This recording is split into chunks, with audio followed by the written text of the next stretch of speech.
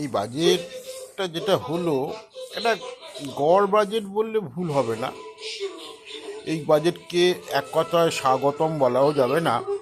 তার কারণ হচ্ছে আমাদের ভারতবর্ষ কৃষি নির্ভর দেশ। আর কৃষি নির্ভর দেশে সর্বদাই কৃষির উপর একটা প্রত্যেকটা বাজেটে একটা গুরুত্ব দেওয়া, বিশেষ গুরুত্ব দেওয়া উচিত। সেই জায়গা থেকে দাঁড়িয়ে দেখা গেল যে সার বা কীটনাশকের উপর কোনো ভর্তুকির কথা উল্লেখ করলো না মাননীয় অর্থমন্ত্রী। সেই সঙ্গে আরেকটা জিনিস দেখা গেল যে আমি ভেবেছিলাম যে শ্রমিকদের যে স্বাস্থ্য বিমা, মানে রাজ্য কেন্দ্র সব জায়গায় সব রাজ্যেই আছে প্রায় অ্যাভারেজ 2 লাখ টাকা করে, মানে হেলথ ইন্স্যুরেন্স। বিশেষ করে শ্রমিকদের এই যে হেলথ ইন্স্যুরেন্সের জন্য যদি 5 লাখ টাকার উপরে যদি কোনো একটা বিশেষ হেলথ ইন্স্যুরেন্স যদি শুরু করতেন, মানে শ্রমিকদের উন্নয়নের জন্য, শ্রমিকদের স্বাস্থ্যের জন্য, এটা আমি একটা আশা করেছিলাম এই বাজেটে। আর একটা হচ্ছে এই বাজেটে আর একটা দিক, মানে মানে শ্রমিকদের যে ন্যূনতম যে বেতন, সেই ব্যাপারে এই বাজেটে কোনো কিছু বলা হলো না।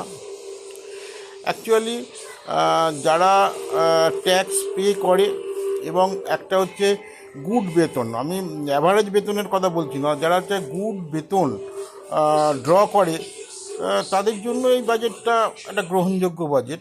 কিন্তু যারা গড় ইনকাম করে তাদের কাছে এই বাজেটের কোনো সুবিধা পায়নি।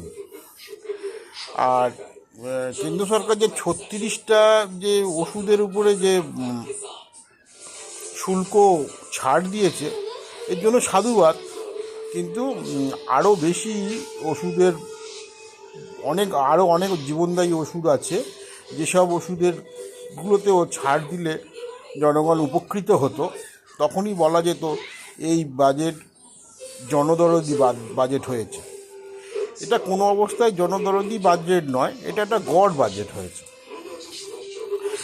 আর এই বাজেটে আর একটা জিনিস খুব আমার বাজে লাগলো, যে ডবল ইঞ্জিন সরকারের যে সুবিধা কেবলমাত্র যেন বিহারি পেল আর আসাম পেল, আর অন্য কোনো রাজ্য পেল না।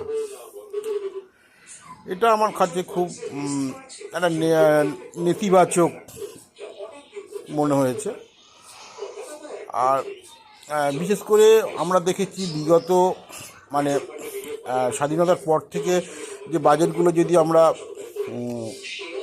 কাটাছেঁড়া করি, দেখতে পাবো যে পূর্ব ভারতের উন্নয়নের জন্য একটা বড় অঙ্কের টাকা সর্বদাই একটা বরাদ্দ রাখত, কিন্তু এই বাজেটে সেটা দেখতে পেলাম না।